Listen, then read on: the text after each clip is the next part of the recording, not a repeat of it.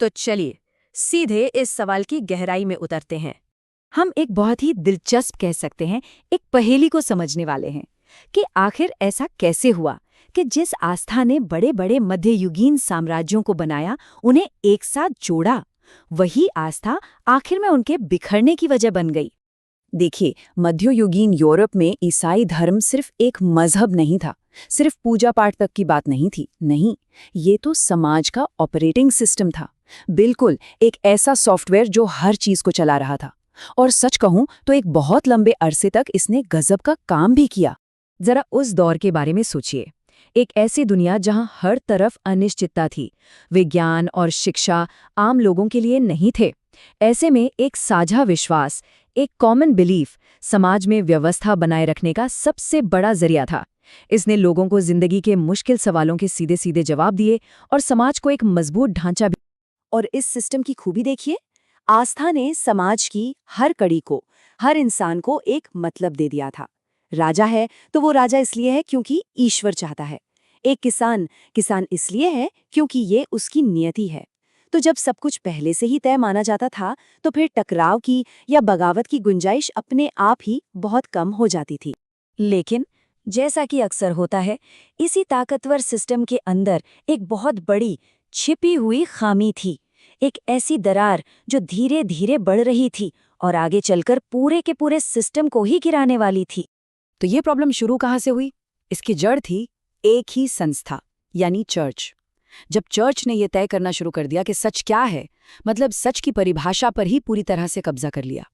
इसका मतलब ये था कि अब सच वो नहीं था जिसे आप साबित कर सके। नहीं, सच बस वो था जो चर्च ने कह दिया। और समाज का काम सवाल पूछना नहीं, बल्कि आंख बंद करके उस बात को मान लेना रह गया था। यहाँ जो दो मॉडल हम देख रहे हैं वो उस गहरे बदलाव को एकदम साफ दिखाते हैं। एक तरफ वो समाज है जहाँ अगर आप किसी बात से सहमत नहीं हैं तो आप बहस करते हैं, चर्चा करते हैं, और दूसरी तरफ है ये अधिकार आधारित समाज। यहाँ अगर आप असहमत हैं तो आप पापी हैं, सवाल करना एक पाप है। ऐसे में क्या होगा? जाहिर है, विज्ञान हो या समाज, किसी भी नए विचार का तो गला ही घोट दिया जाएगा। पर देखिए, कोई भी सिस्टम जो इतना बंद हो, जो नए विचारों को आने ही न दे, वो हमेशा के लिए तो चल नहीं सकता। आखिरकार असल दुनिया, असल जिंदगी वो सिस्टम के सामने ऐसे सवाल खड़े करने लगी जिनका जवाब उस पुराने कठोर ढांचे के पास था ही नहीं। जैसे प्लेग की महामारी आई, अब वो ये देखकर तो नहीं आ रही थी कि कौन भक्त है और कौन पापी, वो तो सबको बराबर मार रही थी। या फिर धर्मयुद्ध, जो पवित्र युद्ध माने जाते थे, वो बार बार नाकाम हो रहे थे। लोगों का विश्वास डगमगाने लगा। लेकिन सिस्टम ने क्या किया? क्या उसने अपनी गलतियां मानी? नहीं, उसने इन सबको बस पापों की सजा या ईश्वर की परीक्षा कहकर टाल दिया। और यहीं से वो खतरनाक सवाल लोगों के मन में घर करने लगा कि अगर सब कुछ ईश्वर की ही मर्जी से हो रहा है, तो फिर चर्च से गलतियां कैसे हो रही हैं? देखिए, जब किताबी बातों और असल जिंदगी के अनुभवों में फर्क इतना ज्यादा बढ़ जाए, तो उसे आप और नजरअंदाज नहीं कर सकते। तो इस पूरे सिस्टम के ताबूत में जो आखिरी कील ठुकी, वो किसी हमलावर सेना ने नहीं ठोकी। नहीं, वो आई एक तकनीकी और वैचारिक क्रांति से। एक ऐसी क्रांति जिसने जानकारी पर, नॉलेज पर चर्च की जो मोनोपोली थी, उसे हमेशा के लिए तोड़ दिया। और ये सब एक के बाद एक हुआ। पहले प्रिंटिंग प्रेस आई, जिससे किताबें, खासकर बाइबल, अब आम लोगों तक पहुंचने लगीं। फिर मानवतावाद आया, जिसने इंसान की सोच और तर्क को अहमियत दी। और फिर हुआ रिफॉर्मेशन, जिसने कहा कि आपको भगवान तक पहुंचने के लिए चर्च की जरूरत नहीं है। तो अब पूरा सवाल ही बदल गया। सवाल अब ये नहीं था कि सच क्या है, सवाल ये बन गया था कि भाई ये तय कौन करेगा कि सच क्या है। और यहीं पर उस पुराने सिस्टम की सबसे बड़ी, सबसे बुनियादी कमजोरी सबके सामने आ गई। देखिए, कोई भी समाज तभी आगे बढ़ता है जब उसमें शक करने की, सवाल उठाने की और यहाँ तक कि गलतियां करने की भी आज़ादी हो। लेकिन ये सिस्टम तो टिका ही अंधे विश्वास पर था। इसमें बदलाव की कोई गुंजाइश ही नहीं थी। लेकिन ये पूरी कहानी सिर्फ मध्ययुग की नहीं है। ये सिर्फ इतिहास की किताबों में दर्ज एक किस्सा नहीं है। ये असल में इतिहास से मिली एक बहुत बड़ी चेतावनी है।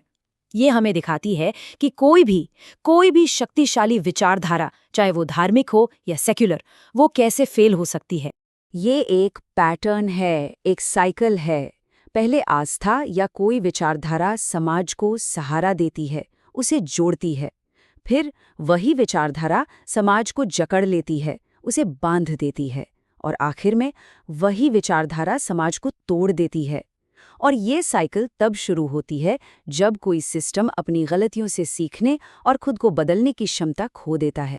और पता है, ये पैटर्न आज भी मौजूद है, बस इसके ऊपर धर्म का लेबल नहीं लगा है। जरा सोचिए, आज की दुनिया में हमारे आसपास ऐसी कौन सी विचारधाराएं हैं जिनमें हमें यही पैटर्न दिखाई देता है? क्या आज ऐसा कोई माहौल है जहां कुछ सही बातों पर सवाल करना मना है? क्या ऐसी विचारधाराएं हैं जो पूरी दुनिया को सिर्फ हम और वो में बांटकर देखती हैं? या ये विश्वास कि हमारा लक्ष्य इतना नेक है कि उसे हासिल करने के लिए कोई भी तरीका जायज है? जब भी आपको ये लक्षण दिखें तो समझिए कि कोई ना कोई सिस्टम खतरनाक रूप से कठोर होता जा रहा है।